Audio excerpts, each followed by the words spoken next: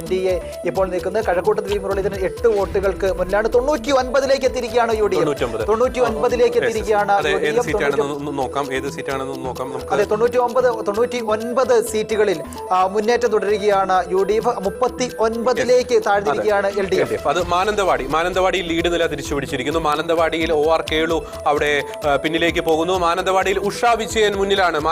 ഉഷാ വിജയൻ മുന്നിൽ 1072 വോട്ടുകൾക്ക് ഉഷാ വിജയൻ അവിടെ മുന്നിലാണ്. അപ്പോൾ മാനന്തവാടി, സുൽത്താൻ ബത്തേരി, കൽപ്പറ്റ 3 മണ്ഡലങ്ങളാണ് വയനാട് ജില്ലയിലുള്ളത്. അപ്പോൾ വയനാട് ജില്ലയിലും ഒരു ക്ലീൻ സ്വീപ്പ് എന്ന രീതിയിലേക്ക് കാര്യങ്ങൾ പോകുന്നു. അപ്പോൾ മാനന്തവാടിയിൽ UDF ലീഡ് തിരിച്ചു പിടിച്ചിരിക്കുന്നു എന്ന വളരെ പ്രധാനപ്പെട്ട ഒരു അപ്ഡേഷൻ വരികയാണ്.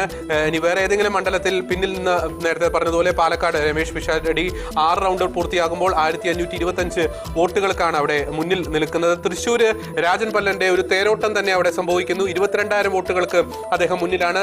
16 റൗണ്ടുകൾ, 13 റൗണ്ടുകൾ. തൃശ്ശൂർ 2ാം സ്ഥാനത്ത് ആലങ്കോട് അവർ തമ്മിൽ 2000 വോട്ടിന്റെ ഡിഫറൻസ് ഉണ്ട്. 3ാം സ്ഥാനക്കാരും 2ാം സ്ഥാനക്കാരും തമ്മിൽ 2000 വോട്ടിന്റെ ഒരു ഡിഫറൻസ് ഉണ്ട്. അപ്പോൾ തൃശ്ശൂരിൽ 2ാം സ്ഥാനത്തേക്ക് പോലും എത്താൻ പത്മജ വേണുഗോപാലിന് സാധിച്ചില്ല എന്നതാണ് പ്രധാനപ്പെട്ട കാര്യം.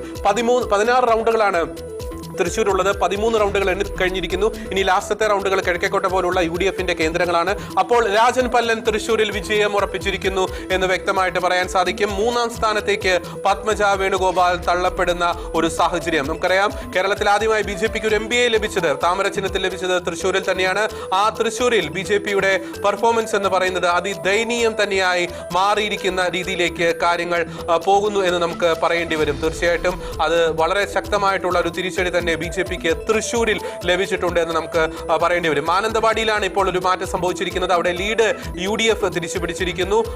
അവിടെ ലീഡ് തിരിച്ചു പിടിച്ചിരിക്കുന്നു എന്ന് വളരെ പ്രധാനപ്പെട്ട ഒരു അപ്ഡേഷൻ. എറണാകുളം ജില്ലയിൽ ഒരു തേരോട്ടം തന്നെ അവിടെ സംഭവിക്കുകയാണ്. എറണാകുളം ജില്ലയിൽ ഇപ്പോൾ ഭൂരിപക്ഷത്തിന്റെ കാര്യത്തിലാണ് കോൺഗ്രസ് സ്ഥാനാർത്ഥികൾ തമ്മിൽ ഒരു മത്സരം നടന്നുകൊണ്ടിരിക്കുന്നത്. ഉമാ തോമസ് 25,000, മാത്യു കൊള്ളനാടൻ 27,000, അവിടെ TJ വിനോദ് 28,000 എന്ന രീതിയിലേക്ക് ഒരു 25K+ എന്നുള്ള രീതിയിലേക്ക് അവിടെ പ്രമുഖ സ്ഥാനാർത്ഥികളുടെ ഭൂരിപക്ഷം മാറുന്നു എന്നതാണ് വളരെ പ്രധാനപ്പെട്ട ഒരു കാര്യം.